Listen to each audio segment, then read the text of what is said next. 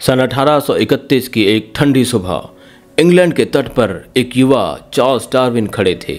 समुद्र की लहरें उनके पैरों को छू रही थीं और उनकी आंखों में अनजानी दुनिया की खोज की चमक थी।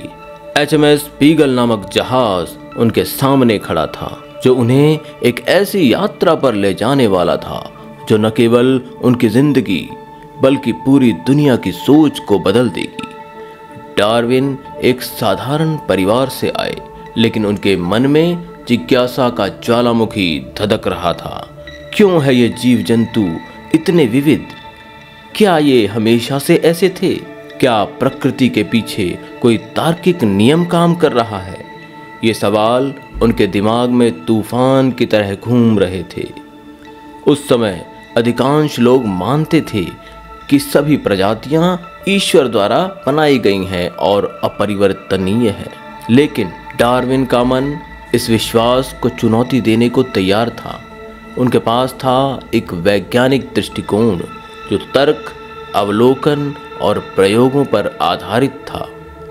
ये कहानी उस व्यक्ति की है जिसने प्रकृति के रहस्यों को खोजा और दुनिया की सोच को बदला और वैज्ञानिक चेतना की एक मशाल जलाई। चार्ल्स डार्विन का जन्म 12 फरवरी 1809 को इंग्लैंड के श्रूसबरी में हुआ। उनके पिता रॉबर्ट डार्विन एक प्रसिद्ध चिकित्सक थे और उनकी माँ सुसन्ना एक धार्मिक और दयालु महिला थी। बचपन से ही डार्विन को प्रकृति से प्रेम था। वे घंटों जंगल में भटकते, कीड़े मकोड़ों को देखते और पौधों के रंगों व आकारों पर आश्चर्य करते। उनके भाई इरस्मस के साथ वे रसायन शास्त्र के छोटे मोटे प्रयोग करते, जिसके कारण पड़ोसियों ने उन्हें कैस नाम दे दिया। लेकिन डार्विन का मन केवल खेल में नहीं रमता था। वे सवाल पूछते थे, पक्षी इतने रंग बिरंगे क्यों होते हैं? पौधे अपने बीज इतनी दूर तक कैसे भेजते हैं?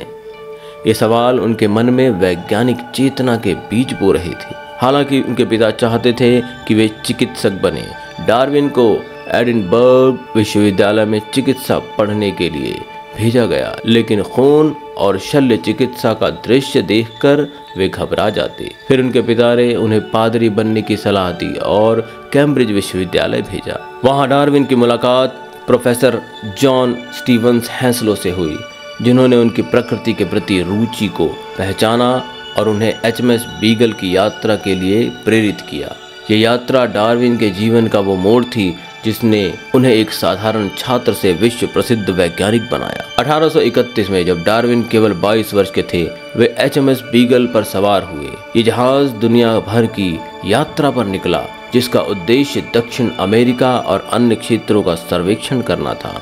डार्विन को जहाज के कप्तान रॉबर्ट फिट्जरॉय के साथ एक प्रकृति विज्ञानी के रूप में शामिल किया गया। ये यात्रा 5 वर्षों तक चली और इस दौरान डार्विन ने विभिन्न महाद्वीपों, द्वीपों और समुद्रों की जैविक और भूवैज्ञानिक विशेषताओं का अध्ययन किया। उनके अवलोकन विकास और प्राकृतिक चयन के सिद्धांत की नींव बने। बीगल यात्रा का सबसे महत्वपूर्ण पड़ाव था गैलापागोस द्वीप समूह। ये प्रशांत महासागर में स्थित ज्वालामुखीय द्वीप थे जो मुख्य भूमि से हजारों मील दूर थे। यहाँ डार्विन ने फिंच पक्षियों, जिन्हें बाद में डार्विन फिंच कहा गया, और विशालकाय कछुओं को देखा। प्रत्येक द्वीप पर फिंच की चोंच का आकार और आकृति उनके भोजन के प्रकार के अनुसार भिन्न थी। उदाहरण के लिए एक द्वीप पर बड़े बीज खाने वाले फिंच की चोंच मोटी और मजबूत थी, जबकि कीट खाने वाले फिंच की चोंच पतली और नुकीली थी। डार्विन ने नोट किया कि ये पक्षी एक दूसरे से इतने समान थे कि वे एक ही प्रजाति से उत्पन्न हुए प्रतीत होते थे, फिर भी उनके बीच सूक्ष्म अंतर थे। इसी तरह गैलापागोस के कछुओं ने भी डार्विन को आश्चर्यचकित किया। प्रत्येक द्वीप पर कछुओं के खोल और गर्दन का आकार अलग था। उदाहरण के लिए नम क्षेत्रों वाले द्वीपों पर कछुओं की गर्दन छोटी और खोल गोल था, जबकि शुष्क क्षेत्रों में उनकी गर्दन लंबी थी ताकि वे ऊंचे पौधों तक पहुंच सकें। डार्विन ने स्थानीय लोगों से सुना कि वे केवल कछुए के खोल को देखकर बता सकते हैं कि वो किस द्वीप का है। ये अवलोकन डार्विन के लिए एक बड़ा सवाल बन गया। यदि सभी प्रजातियां स्थिर हैं, जैसा कि उस समय की धार्मिक मान्यताएं सुझाती थीं। तो ये अंतर क्यों और कैसे उत्पन्न हुआ? दक्षिण अमेरिका में डार्विन ने विशालकाय जीवाश्म देखे, जैसे मेगाथेरियम, एक विशाल स्लॉथ, और ग्लिटोडॉन। ये जीवाश्म वर्तमान प्रजातियों जैसे छोटे स्लॉथ और आर्माडिलो से समानता रखते थे। डार्विन ने सोचा, क्या ये प्राचीन प्रजातियां आधुनिक प्रजातियों की पूर्वज हो सकती हैं? ये विचार उस समय की धारणा के खिलाफ था कि सभी प्रजातियां एक ही समय में ईश्वर द्वारा बनाई गई थीं। ये जीवाश्म डार्विन को समय के साथ प्रजातियों के परिवर्तन की संभावना की ओर ले गया। डार्विन ने देखा कि विभिन्न क्षेत्रों में प्रजातियों का वितरण उनके पर्यावरण से गहराई से जुड़ा था। दक्षिण अमेरिका और ऑस्ट्रेलिया में समान जलवायु होने के बावजूद वहां की प्रजातियां भिन्न थी। उदाहरण के लिए दक्षिण अमेरिका में रिया, जो कि एक शुतुरमुर्ग जैसा पक्षी था, और ऑस्ट्रेलिया में एमू पाए जाते थे। डार्विन ने सोचा, यदि प्रजातियां ईश्वर द्वारा एक साथ बनाई गईं, तो समान जलवायु में एक जैसी प्रजातियां क्यों नहीं हैं? ये अवलोकन सुझाता था कि प्रजातियां अपने भौगोलिक क्षेत्रों में अलग अलग ढंग से विकसित हुई हैं। डार्विन ने किसानों और प्रजनकों द्वारा पालतू जानवरों और पौधों की नस्लों के विकास को भी देखा। उन्होंने नोट किया कि मनुष्य चुनिंदा प्रजनन के माध्यम से वांछित गुणों को बढ़ा सकते हैं। उदाहरण के लिए कुत्तों की विभिन्न नस्लें जैसे ग्रेट डैन और चिहुआहुआ एक ही प्रजाति से उत्पन्न हुई थी। कबूतरों की नस्लों ने भी डार्विन को प्रभावित किया। यह अवलोकन प्राकृतिक चयन के सिद्धांत का आधार बना, जिसमें प्रकृति मनुष्य की जगह चयनकर्ता की भूमिका निभाती है। बीगल यात्रा से पहले डार्विन धार्मिक मान्यताओं से प्रभावित थे। वे प्रजातियों के स्थिरता में विश्वास करते थे और प्रकृति विज्ञान को ईश्वर की रचना के अध्ययन के रूप में देखते थे। लेकिन यात्रा के दौरान उनके अवलोकनों ने उनके दिमाग में तूफान खड़ा कर दिया। गैलापागोस के फिंच जीवाश्म और भौगोलिक वितरण ने उन्हें ये विश्वास दिलाया कि प्रजातियां स्थिर नहीं हैं, बल्कि समय के साथ परिवर्तित होती हैं। उन्होंने इस प्रक्रिया को ट्रांसम्यूटेशन कहा और इसके तंत्र को समझने के लिए प्रयोग शुरू किए। डार्विन का दृष्टिकोण धीरे धीरे तर्क और वैज्ञानिक प्रमाणों की ओर मुड़ा। वे धार्मिक मान्यताओं को पूरी तरह खारिज नहीं करना चाहते थे, लेकिन उनके अवलोकनों ने उन्हें एक नई दिशा दी। उन्होंने थॉमस माल्थस की पुस्तक an essay on the principle of population पढ़ी, जिसमें माल्थस ने तर्क दिया कि जनसंख्या वृद्धि सीमित संसाधनों के कारण संघर्ष को जन्म देती है। इस विचार ने डार्विन को प्राकृतिक चयन का आधार दिया। उनकी सोच अब पूरी तरह वैज्ञानिक थी। प्रश्न पूछो, अवलोकन करो, प्रयोग करो और निष्कर्ष निकालो। अपनी यात्रा से लौटने के बाद डार्विन ने अपने विचारों को प्रयोगों की कसौटी पर कसा। उनके प्रयोग प्राकृतिक चयन, अनुकूलन और प्रजातियों की विविधता को प्रदर्शित करते थे। डार्विन ने कबूतरों की विभिन्न नस्लों जैसे फेंटल, पाउटर और कैरियर का अध्ययन किया। उन्होंने देखा कि सभी कबूतरों की नस्लें एक सामान्य जंगली कबूतर से उत्पन्न हुई हैं। डार्विन ने स्वयं कबूतरों का प्रजनन किया और विभिन्न नस्लों को आपस में मिलाकर देखा कि उनके गुण कैसे संकरित होते हैं।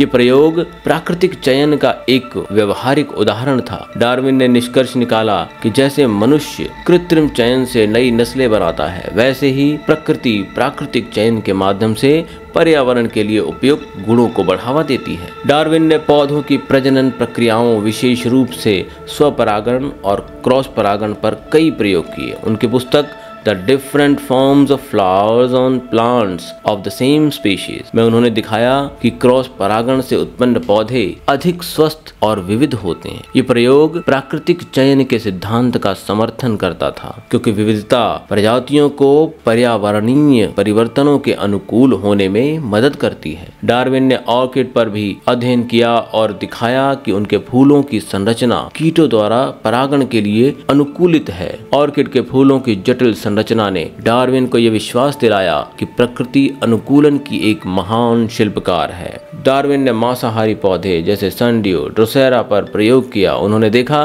कि सनड्यू के पत्तों पर चिपचिपा पदार्थ और संवेदनशील तंतु होते हैं जो कीटों को फंसाने और पचाने में मदद करते हैं। डार्विन ने विभिन्न पदार्थों जैसे प्रोटीन, चीनी और पानी को पौधों पर रखकर देखा कि वे कैसे प्रतिक्रिया करते हैं। इन प्रयोगों ने दिखाया कि मांसाहारी पौधे पोषक तत्वों की कमी वाले पर्यावरण में जीवित रहने के लिए अनुकूलित हुए हैं। यह प्राकृतिक चयन द्वारा विकसित जटिल अनुकूलनों का एक उदाहरण था।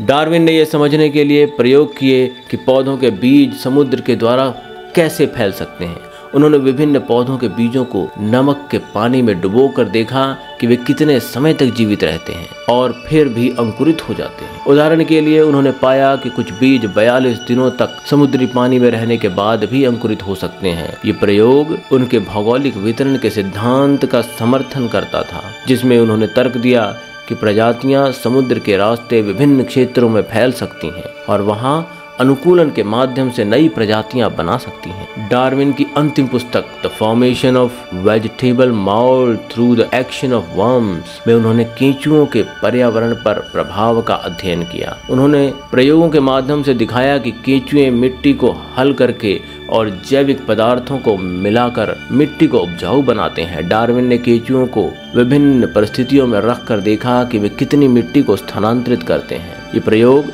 पर्यावरण और जीवों के बीच परस्पर क्रिया को दर्शाता था, जो प्राकृतिक चयन का एक महत्वपूर्ण पहलू है। डार्विन के अवलोकनों और प्रयोगों ने उन्हें प्राकृतिक चयन के सिद्धांत तक पहुंचाया, जिसे उन्होंने अपनी पुस्तक on the origin of species, जो कि 1859 में प्रकाशित हुई, में विस्तार से प्रस्तुत किया है। ये सिद्धांत जिन बिंदुओं पर आधारित हैं वे हैं: प्रत्येक प्रजाति के व्यक्तियों में छोटे छोटे अंतर होते हैं, जैसे आकार, रंग या व्यवहार में। ये अंतर आनुवांशिक उत्परिवर्तन या प्रजनन के दौरान उत्पन्न हो सकते हैं। जीव अपनी जीवित रहने की क्षमता से अधिक संतान उत्पन्न करते हैं। उदाहरण के लिए एक मछली हजारों अंडे दे सकती है, लेकिन उनमें से कुछ ही वयस्क बन पाते हैं।